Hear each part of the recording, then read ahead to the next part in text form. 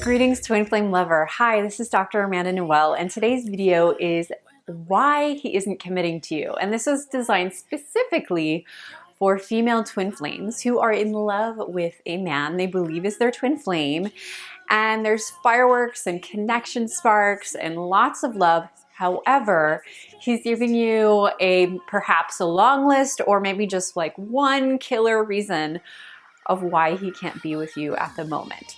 So I want you to know why this is happening, what you can do about it, and to inspire you to step into your twin flame love right now. So stay tuned.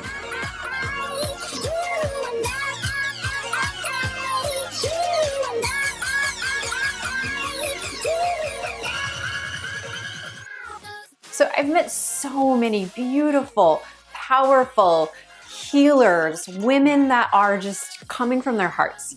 And I wonder, like, how can any man resist them? They're just awesome.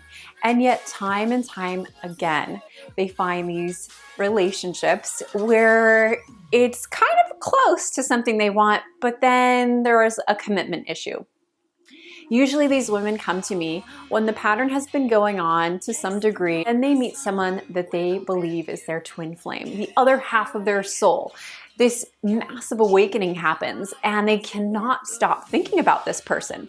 So when he tells her, I can't commit to you, or his actions show that very clearly, she is totally wrecked. She can't believe it. Why would the universe matchmake her to this beautiful beloved who's perfect in every way for her, except for the fact that he doesn't want to commit? So I want you to understand why this is happening, why he is having commitment fears and issues. The number one reason is because women also have commitment fears and issues because we don't feel worthy. We don't feel worthy of having a man commit in body, mind, spirit, and soul and sexual energy, one man for the rest of our lives. I also wanted to just bring up that there are many people that are rising into this movement of polyamory, and I just want to honor anybody's path. This is not about you have to be straight and you have to be in a monogamous relationship. However, when I talk about twin flames, I'm really talking about a sustainable, nurturing, soul purpose, soul aligned union where you and your partner are growing together. You're mirroring each other. You're showing each other where you're strong and where there needs to be work. You're loving each other and cheerleading each other in your strengths and your weaknesses and bringing out the strengths and clearing up the weaknesses. And this is a sustainable path, like two railroad tracks. You are two individuals, but you're moving forward and you're doing this healing work. Now, oftentimes the partner who isn't committed, he or she believes that it would trap her or him too much. It would confine and clip their angel wings or suppress their animal nature. And that is why there's a high infidelity rate in both men and women. Marriage requires two people who choose to enter into the limitation, the confinement. Most women on a deep level feel that they are not worthy enough or not sexy enough or not high-heeled priestess enough to please their man. That is their core wound. There is a conditioning. And even if we look at our media, we can see this conditioning where women are told that they are not enough. They are not enough for their man. They must look like Cinderella or a Barbie doll with a certain type of body type. They have to have perfect skin and hair. Now they have to have perfect SAT scores and go to the perfect college or become the perfect wealthy worker or entrepreneur. And they have to fit into society in this way. So many women are programmed to believe that they can never be worthy as the twin flame bride and that their sexual energy will never satisfy their man. There are two reasons behind this. One is because when you're conditioned to believe something, thoughts create things. So if we believe we're too fat or we're not sexy enough or we aren't going to be able to turn our man on, that thought wave ripples out and you connect with him, you maybe are intimate with him and he gets what he wants and then he leaves. because he is embodying your fear of not enoughness, of not feeling enough. And that conditioning came from so many layers. Family energy. One of your parents might have really not thought the feminine was good enough. Maybe your father didn't feel worthy of the feminine, or maybe your mother felt she didn't feel safe to be beautiful. The fact that the priestess has gone underground, the pages of the Bible incorporating the wisdom of the feminine have been ripped out. Unfortunately, we are repairing after thousands of years of the patriarchal rule, where women have not felt like high-heeled priestesses, women who are healed, empowered, and sexual, goddesses who can birth and create children from a divine place, can create whatever they want, including their life, from our creative feminine center. So this conditioning creates a fear. The fear breeds a reality that is dissonant with who we truly are as high-heeled priestesses. You can be the most beautiful, gorgeous, inside, outside woman alive, and your twin flame will not see you. He will cheat on you. He will, not commit to that type of woman if she believes she's not good enough, if she's been conditioned and she hasn't cleared that conditioning. I was one of those women.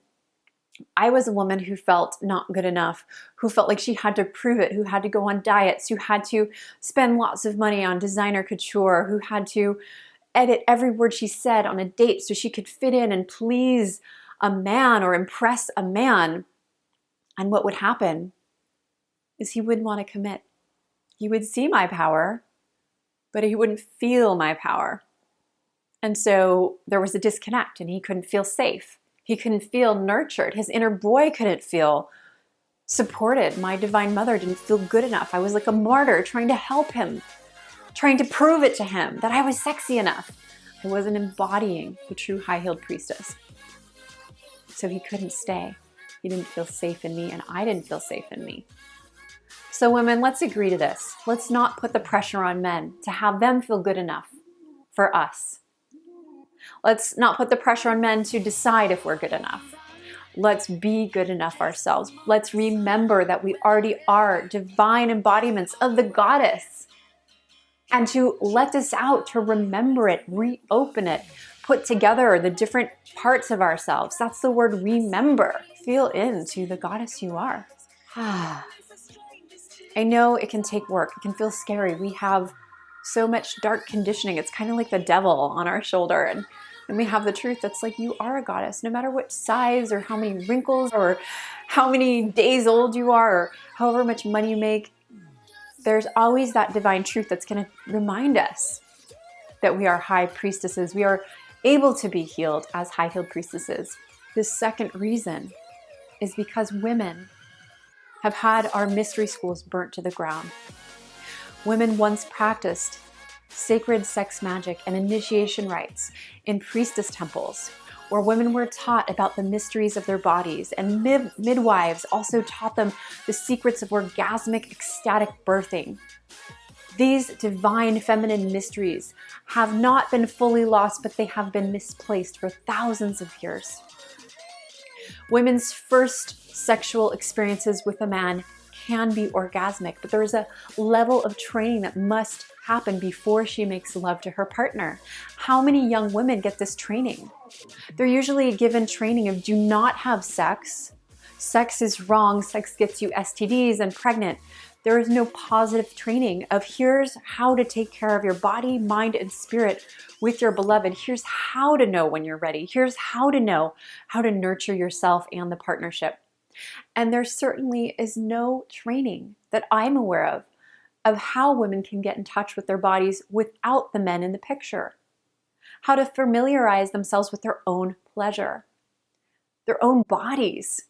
There's so much information that's finally just spilling out, the truth about orgasms and the truth about G-spots and all of these secrets from the East, like jade eggs, yoni kegels, and breath work and tantra, sex magic rituals. That's been there the whole time. It's just been misplaced or kept very secretive among a small number of people. This information is starting to come out, and that's why the temple priestesses are beginning to rise. At Aphrodite University, we are scrambling and also enjoying slowly and as quickly as possible putting together these pieces of the puzzle that have been lost. How do we retrain our bodies, minds, and spirits to hold healthy cellular memories about sex when many of our ancestors were married off as young brides and forced to have sex with stranger husbands? Mail order brides were prevalent in my family. Youths were often taught to be afraid of their own bodies. That puritanical nature was very prevalent, especially in the West, where we cut ourselves off from our bodies, our animal natures. We are human. We're a combination of animal and angel. When we clear the shame, when we step into our womb wisdom, or what I call our pussy power. Pussy simply means the spirit guide of the goddess Isis. Pasht was her name, and then that got translated into puss or pussy. We now use that word. But this divine feminine force within us that can birth. We do need support. We need trainings. We need priestesses who can initiate us into the new lineages that we're creating. Without this, we're going to chase after men. We're going to try and have the men initiate us into our mystery schools. The men don't know how to discover the mystery of the pussy any more than we do. In fact, they know it a lot less. In fact, they've often been taught that they're not man enough unless they dominate it. And then they go deep into our caverns, into the essence of our psyche, our souls. They taste the nectar of the goddess, and they don't feel good enough. And they often run because they don't know how to feel safe in the presence of a powerful goddess. If we only have the archetype of Mother Mary or of the Queen, and we don't have the archetype of the High Priestess or Mary Magdalene. I don't know if you know this, our modern day card deck was based off of the tarot card deck, the one that goes 9, 10, Jack, Queen, King. Well, the tarot deck actually had a twin flame for the Jack. I find that really entertaining, obviously, because my twin flame's name is Jack, and I'm like, And I channeled, I was like, there is a High Priestess card. It was removed, and I did research on this, and it indeed was true. So what are we waiting for? It's time to reinitiate ourselves as high-heeled priestesses. We need the temple priestess trainings. We need community and sisterhood. We need structure. We need initiation levels. So that's what I'm creating, and that's what our Sea Stars are creating at Aphrodite University. And there's so many infinite ways of doing this. And to have a worldwide web of wombs, women checking in with each other. And why not share this together? So that's why at our university we have a Facebook group where we share what we're up to. We share our wins, whether it be in our relationship or our pussy power aligned blissness. I got my first soulmate client. It was terrifying to enroll her, but I'm so excited and I want to share it. So having that sister energy, that radiant feminine energy in our life, it'll counteract that energy. You know, when a man is running from us, we're in abandonment. Abandonment is the biggest wound of the feminine. When we can have support built into our lives, we can prevent our fear of abandonment. Yeah, you know, he's going off. I'm not sure if he's coming back, but I love myself so much and I have so much support in my life. That's where I was a while back when my beloved went through a twin flame runner phase. He needed time to really decide for himself if he was ready to get married or not. And so he went away. We had a container where we weren't speaking to each other and we were doing deep inner work. I had so many sisters in my life, in my sister tribe, that were already there. It was already built in before this thing came up. So women need to not only support on their man, not just on that old household domestic family thing. You've got mama and papa and the kids. Women need our worldwide web of wombs. We need sisters.